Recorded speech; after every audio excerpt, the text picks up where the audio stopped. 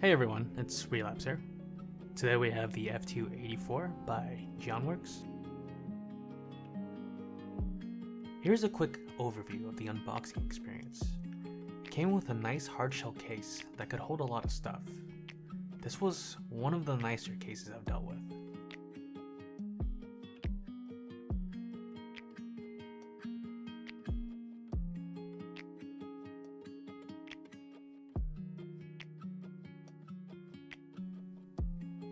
For the purposes of this video, I've taken the board out already and unscrewed some of the pieces just so it's easier to talk about.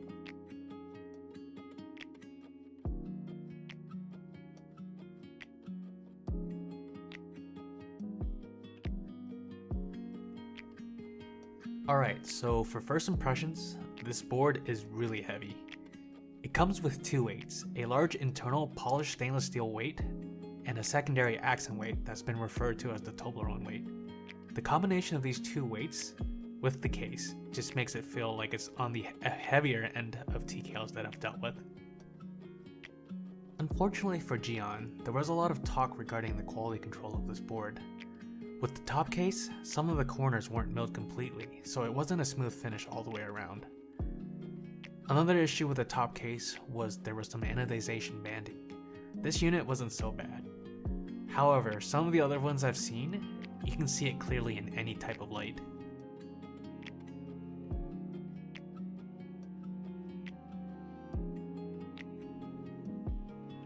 Regarding the accent weight, due to how the finish was achieved through polishing, the corners were chipped.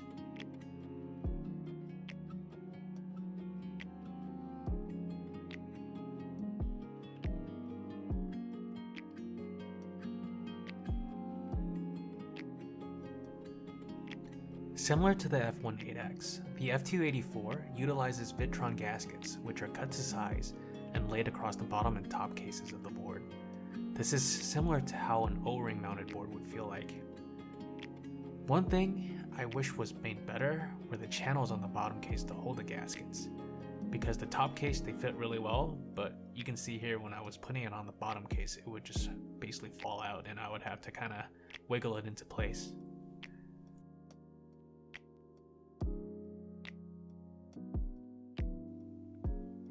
Something that I appreciate Geon did was that there were grooves added to the plate for the top and bottom gaskets to sandwich the plate so it doesn't shift.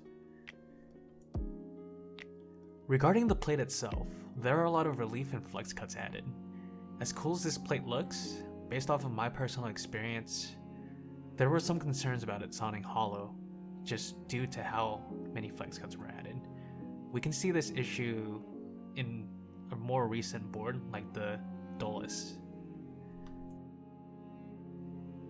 With all that being said, let's go ahead and get this thing built, and I'll give my final thoughts on it after some sound tests.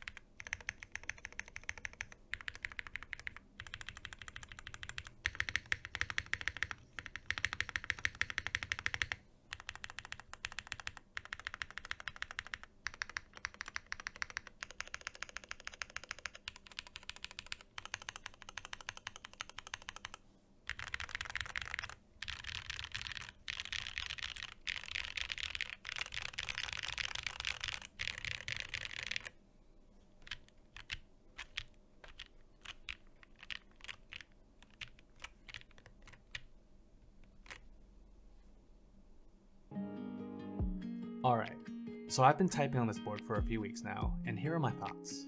First, something I wanted to point out was that this board was actually stiffer than I was expecting. There's some bounce, but not a lot to it. Compared to the F1, there were a few changes that attributed to this, such as dropping the front height and decreasing the space internally to achieve this low front height. Besides the bounce aspect, the typing feels nice and even. This is something that I personally enjoy and focus on for more expensive boards. The second and probably most noticeable thing is the typing angle. Like other Korean boards, the F2-84 has a higher typing angle at 9 degrees. Though this isn't as high as some other Korean boards out there, this was different to what I've been used to typing at, which is usually around the 4 to 7 degree range.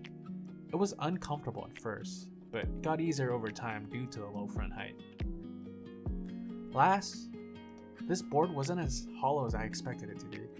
This could be due to the fact that there weren't a bunch of cuts like the dullness plate, but this board sounded good. It's not my favorite sounding, but it's solid. I believe that if we had less flex cuts on the plate, it would actually sound more full. Now, the bottom line is, would I recommend this board? It's a good board, but currently with the issues surrounding that $600 price tag, it's hard to justify.